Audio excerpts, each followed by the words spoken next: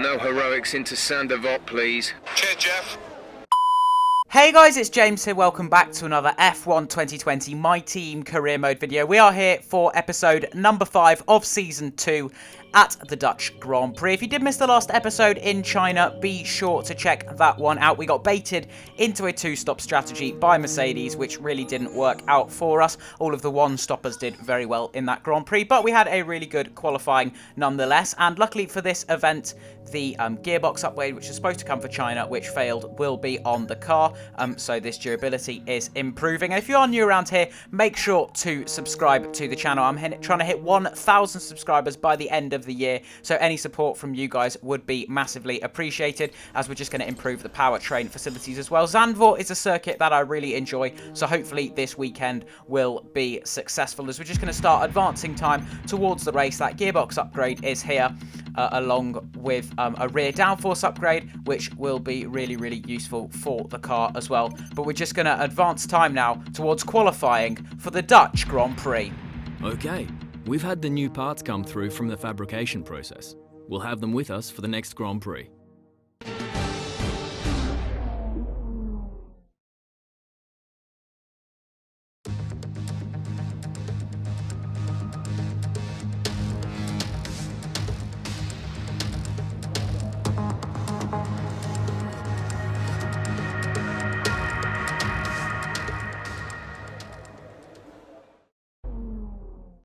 So here we are then for qualifying for the Dutch Grand Prix. We're going to go over and check the setup. It is last season's golden setup around this circuit. Obviously, the balance of fast and slow corners worked really well, especially with the banking out the final corner. And you join us on our final lap. There's a little story about this qualifying. The fact was, I was doing a really excellent lap. I'm very quick around the first sector of this circuit.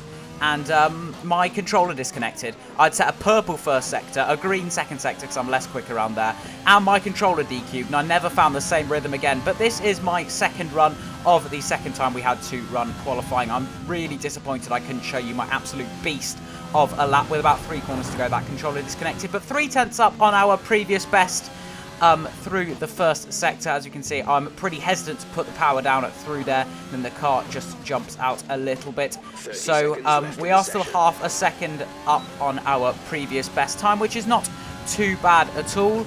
Obviously braking, it's very difficult to overtake here around Zandvoort. The best place is really turns 1, turn 3, because the AI seems to be so slow through turn 3. But we're 4 and a bit tenths up as we head towards the banked final corner. We're currently sitting in 15th place, but hopefully we can improve on that, as we are well over half a second up. Where's it going to put us as we come across the line here in qualifying at Zandvoort? 13th. That's really disappointing. So yeah, George has qualified in 8th, which is pretty good. That shows probably the true pace of the car. We're down in 13th. I just couldn't find any sort of rhythm on the lap whatsoever, which is quite frustrating.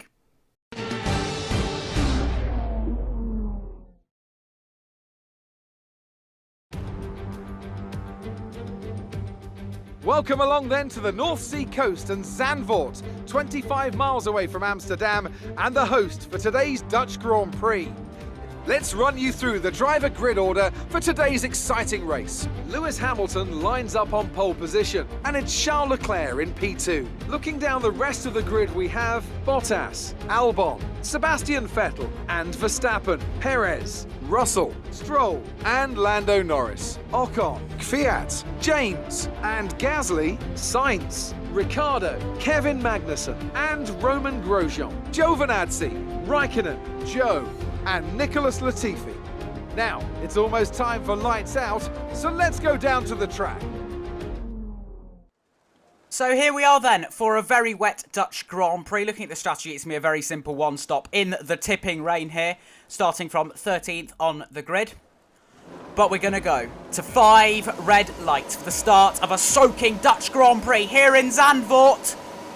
and it is lights out, and away we go. Good start compared to Danny Kvyat. We've got our rear tyres into shape as we get off the line. Lando Norris and Esteban Ocon going side by side, and down the inside of them both we go into the first corner. We're up into 11th, but we're still squabbling with Esteban Ocon for 10th place as George Russell and Lance Stroll go side by side up ahead. Down the inside of Ocon we go into turn 2, but he gets a better exit. But into turn 3 we swoop to the outside, and we go around the outside of Ocon and the outside of our teammate George Russell. We're up into 9th place. We get a great exit compared to Lance Stroll. We're going side by side through one of the narrowest sections of the circuit. We're on the grass and we've hit Stroll and we're into the wall. We've lost our front wing. Very lucky not to be terminally out of the race, but the safety car has been deployed and that's been a horror first lap here in the soaking Zandvoort section. What went on there? We will have to consult Sky Race Control's very own John Warren by name, Ted Kravitz by nature, to talk us through that accident as we trundle to the pit lane for a new front wing. So I'm going to introduce our correspondent John Warren to talk us through this accident. As you can see, what we have here is what appears to be just a racing incident on lap 1 where everyone's trying to do their best to like stay in position and kind of look after their race. But of course these things do happen, and that's why I'm here to play the role of Ted Kravitz and see who's really at fault here. So taking a look at James's onboard here, who is obviously the person who is currently backwards, we can see that he does get on the grass just before trying to go up the inside of Lance Stroll, and of course that means that he is possibly out of control going into the side. But ultimately, to me, it looks like Lance may have left the door a bit too shut. Taking a look at Lance's onboard now, you can see that he's staying pretty tight to the right-hand side of the track. And of course, this is one of the tightest sections of any track on this calendar. So, you know, it's kind of excusable that there isn't that much room there. But if I'm honest, like when he's coming around the corner, you can see he does move away from the edge of the track. And it looks like he's moving quite vigorously. So potentially this could have been the cause of the incident, but we'll have to have a look at another angle. So for me, this final angle kind of made my decision in a way.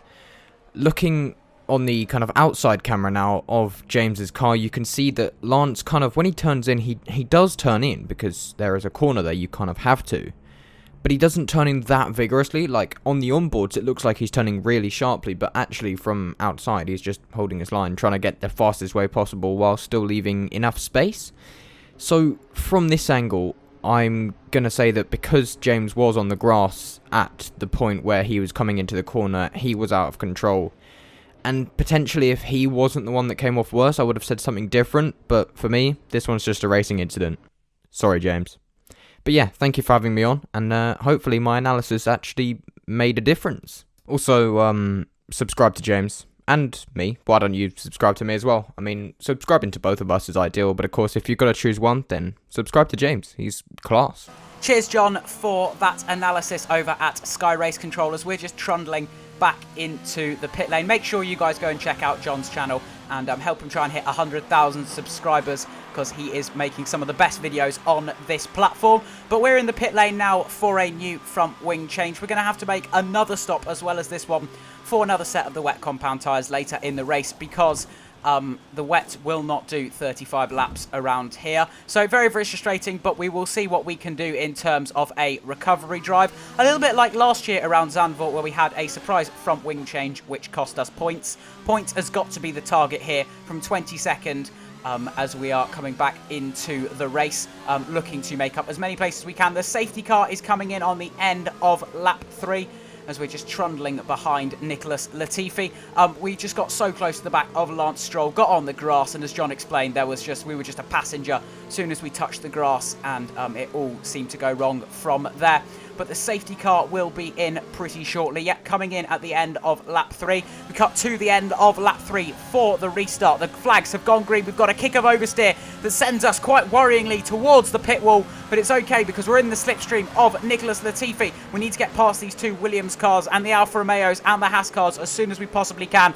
And then we'll get to the proper midfield teams that have been our competitors for most of the early season here, fighting Nicholas Latifi. Heading towards turn 3, where we made some great overtakes on the first lap around the outside of Latifi and Guan Yu Zhou we go. Both Williams cars dealt with on lap 3 of the first lap behind after being behind the safety cars. We've caught up to Kimi Räikkönen now for turn 3 on lap number 5. Around the outside of the Alpha we go. This is our best overtaking spot. A bit like last year, we made so many moves there on other cars. We're now in the slipstream of Grosjean, but I don't think we'll try anything like we did on Lance Stroll earlier in the race, especially with the visibility being as poor as it is. It's very much like Singapore last year, where we just could not see a thing. Chasing after Romain Grosjean on lap 6. Are we going to pull off our infamous move? We go for it round the outside of turn 3. We take such a long route, but we can't quite make it stick.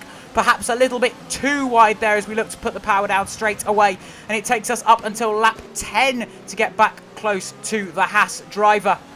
Romain Grosjean, we're in his slipstream through turn 2, looking to get a good run into turn 3. We're going to go for it around the outside of the bank, turn 3. We're going to make it stick though. Look at that extra drive that we've got onto the curb. Around the outside of the Haas car we go, and we're up into 18th place here on lap 10. As we cut to the end of the middle of lap 12, we are catching up to Giovinazzi, just 1.6 seconds in it as we set a purple first sector. As I said, going through my qualifying lap, I'm so quick through the first sector here in Zandvoort, namely the good exit I seem to get from turn 3, but then as you can see, a big kick of oversteer through that middle sector, and we're not doing great. We're in the slipstream though of Giovinazzi. We're just 8 tenths behind the Italian racing driver as he's looking to chase after Daniel Ricciardo. We can't let these main midfield runners get too far ahead if we've got any hope of salvaging some points here today. Obviously, George inherited 9th place after that accident that we had on the first lap, so we're looking to play catch-up to our teammates. We cut to the end of lap 16. It's time for a fresh set of the wet compound tyres. We weren't getting anywhere near Giovinazzi. We just didn't have any sort of pace through the middle sector, so hopefully an undercut on fresher tyres will do the trick. It works very well in the dries. You can see 44% on the rear left tyre there. So we'll strap on a fresh set of the wet and take this tyres to the end of the race. As we can see, Zhou going around the outside of the first corner. We might be under threat from Nicholas Latifi as well. And yes, Latifi might get past, but no, we just fend him off on the pit lane exit. Obviously, the Zandvoort pit lane exit is just so tight. But on the end of lap 17, we're in the slipstream of Guan Yu Zhou up into overtake. We've got plenty of fuel spare. He defends the inside, but we go even more to the inside, down the inside of the Williams driver and our former teammate we go. And we are up into 19th place, but no one has made their pit stops as of yet. So we can see we're just 13 seconds behind Romain Grosjean. And after Grosjean has made his pit stop, we're chasing after Danny Kvyat, a new purple first sector. As we can see, Daniel Ricciardo about 1.7 seconds up ahead, so a similar gap to what it was on around lap 12. So this undercut seems to be working. So obviously we made some mistakes just before our pit stops. We're still chasing after Danny Kvyat through turn 2 we go, looking to get the best possible exit through turn 3. And we're making a good run. Kvyat gets a little bit awkward on the exit of turn 3. We're in the slipstream, but we just plunge a couple of wheels on the grass there, and that's ruined any sort of opportunity to get past Kvyat. Lap 24 comes around. We're still chasing after the AlphaTauri. We have jumped, however, Giovinazzi in the pit stops, which is really, really good. Look at the exit speed we've got out of turn 3. It's going to be so difficult to find an opportunity to get past Kvyat. But just look at our exit speed. It went from about a second gap all the way to 2 tenths through this right-hander. So we are got really, really good pace in the exit of turn 3. As we say that, we cut to turns 2 and 3 on lap number 25. Chasing after Kvyat still. We're going to go for it around the outside. We get a better exit than him. We swoop around the outside of the Russian driver, and we're up into 15th place with 11 laps to go. Carlos Sainz is 6.3 seconds up the road, so it's going to be very, very difficult to get up into 13th place, but we're going to give it all of our sheer determination as we need to start making up some places. And it's another purple first sector. We are absolutely flying in the wet here around the sand dunes near Amsterdam at Zandvoort on the coast. 1.3 seconds is the gap to Daniel Ricciardo on lap 28. We got so close. A little twitch of oversteer as the engine is getting quite warm, but we're chasing after the Australian. He's probably not accustomed to very wet conditions. Obviously not a huge amount of rain down under in Australia, but we're still chasing after Daniel Ricciardo. We spear towards the wall on this banked corner. We're getting very a lot of oversteer as we get through that final banked corner. Luckily, we don't seem to get the same oversteer out of turn 3 which is interesting. But chasing after Daniel Ricciardo, another kick of oversteer on the exit of turn 1. These rear tyres really not happy with the grip they seem to be receiving. We need to get past the Australian as soon as we possibly can as we head through our best corner. Through turn 3, we get a very, very good exit. We are so close to the back of the Australian. But where we had this accident on lap 1, we're not going to try anything too risky because of how it ruined our race. And so on lap 31, we're just 8/10 behind Ricciardo. We're getting closer to the back of the Australian. 14th place is going to be probably the target for the rest of this race, as Carlos Sainz is 6.1 seconds up the road. Perhaps way, way too far ahead for us to gain any more positions, but we are so close to the back of Ricciardo. He does get a little kick of oversteer as we head through this corner, as we're going side by side with the Australian, where we did make a mistake and hit Lance Stroll. We've got past Ricciardo. And on the lap 32, someone is going slowly. It's Esteban Ocon. Look at him there. Oh, we almost spear into the side of the Frenchman, because I was unsighted with how slowly Ocon was going down the pit straight. We've just missed him by a millimetre. But somehow we stay in this Grand Prix. That was horrendous visibility. We could not see Esteban Ocon at all. There were yellow flags through there, but I just did not know where he was. We were so lucky not to hit him. But on lap 36, we fended off the attacks from Daniel Ricciardo. After the first lap accident, we're going to come through in 13th place. Not a disaster. We made some nice overtakes through turns 3, 4 and 5, but a very, very frustrating race where we could have scored points. And obviously wet races are the great leveler in Formula 1, but we weren't able to capitalise on it today. And we're going to come through the final corner and come across the line to finish the Dutch Grand Prix in 13th place.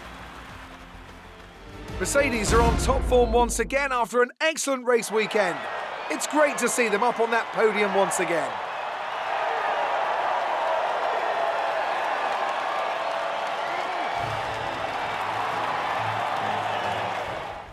So here are the results of the Dutch Grand Prix. George Russell ended in 9th, which is some more points for the team. The stats will show we started this race in 13th and ended the race in 13th, but it's been a totally different story here in Zandvoort. We go over to the driver standings. We're in 10th place, just behind Valtteri Bottas, who's had a very poor start to the season. And we stay 5th in the Constructors, which is pretty respectable as well. But that was the Dutch Grand Prix, a very, very frustrating race after that lap 1 accident, and massive thank you to John for the analysis and in-depth slow-mo footage over at the race control. But guys, if you did enjoy this episode and you are new around here, make sure you do subscribe. Like the video if you enjoyed the commentary and you want to see twice weekly Formula 1 content, and I will catch you at the Spanish Grand Prix next up. Later, guys.